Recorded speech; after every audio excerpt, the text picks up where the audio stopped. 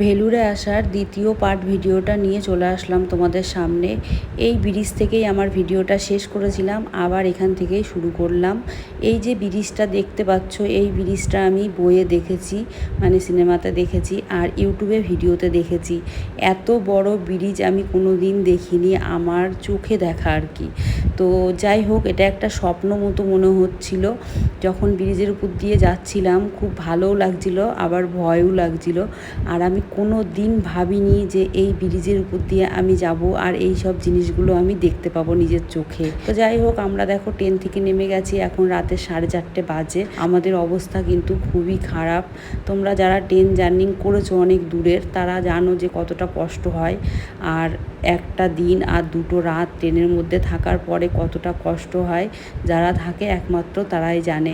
আমরা তো রুমে এসে রুম ভাড়া ঠিক করে স্নান করে আমি আর সুইটি ঘুমাচ্ছিলাম, আর বাপ্পা আলু সেদ্ধ ভাত রান্না করেছিল। উঠে খেয়ে দিয়ে এই দেখো হসপিটালে বেরিয়ে পড়েছি। আর এইখানে যে হসপিটালটা আছে, হসপিটালের নাম হচ্ছে নারায়ণী হসপিটাল। আর আমাদের রুমটা একটু দূরে নেওয়া হয়ে গেছে, কারণ বাপ্পা আগে এসেছিলো যখন, তখন ও জানতো না যে নারায়ণী হসপিটালের পাশেও রুম আছে আর অনেক দাম ওইখানকার রুমের। এটাই ও দেখেছিল, তার জন্য ঘুরে আবার চলে এসেছিলো, এদিকে এসে রুম নিয়েছিল। তারপরে পরে জানতে পারলাম যে না, ওখানেও কম দামে রুম পাওয়া যায়। যাই হোক, একটা ভুল আমাদের হয়ে গেছে। এরপরে যখন আসবো তখন অবশ্যই দেখবো নারায়ণী হসপিটালের পাশে রুম কত কি রেট আছে। বাপ্পা দেখেছিল 700 টাকা, মানে প্রত্যেক দিন 700 টাকা করে ভাড়া। এবার দেখো, আমাদের তো আর সম্ভব না 700 টাকা ভাড়া দিয়ে থাকা, সেই জন্য আমরা একটু কম দামের মধ্যেই দেখবো। তো সেই জন্য একটু হসপিটাল থেকে দূরে নিয়েছি, অটোতে করে যাওয়া আসা করতে হচ্ছিলো।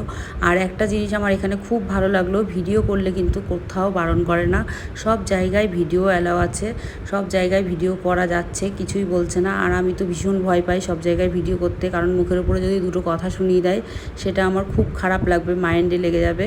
তো সেই জন্য আমি সব জায়গায় কিন্তু ভিডিও করি না। আর এই যে মেয়েটা কথা বলছে না, এ বাঙালি, আমাদের সঙ্গে কিন্তু বাংলাতেই কথা বলছিল, আর বাদবাকি সবাই কিন্তু তামিল ভাষায় কথা বলছিল। তারপরে আমরা চলে আসলাম ডাক্তারের কাছে নাম লিখিয়ে। ভেতরে এসে দেখছি এখানে একটা খুব সুন্দর মন্দির করা, নারায়ণ মন্দির। আর এই যে হসপিটালের মালিকটা আছে, সে কিন্তু এই হসপিটালের নাম রেখেছে নারায়ণী। আর ইনার নামেই দেখলাম বাইরে স্কুল আছে, রেস্টুরেন্ট আছে, তারপরে একটা মন্দির আছে বড়। তোমাদের তো আগে একটা ভিডিওতে বলেছি, এই হসপিটালের পাশেই একটা মন্দির আছে অনেক বড়। সেই মন্দিরটা এখনও পর্যন্ত আমরা যেতে পারিনি, সেখানে আমরা যাব অবশ্যই।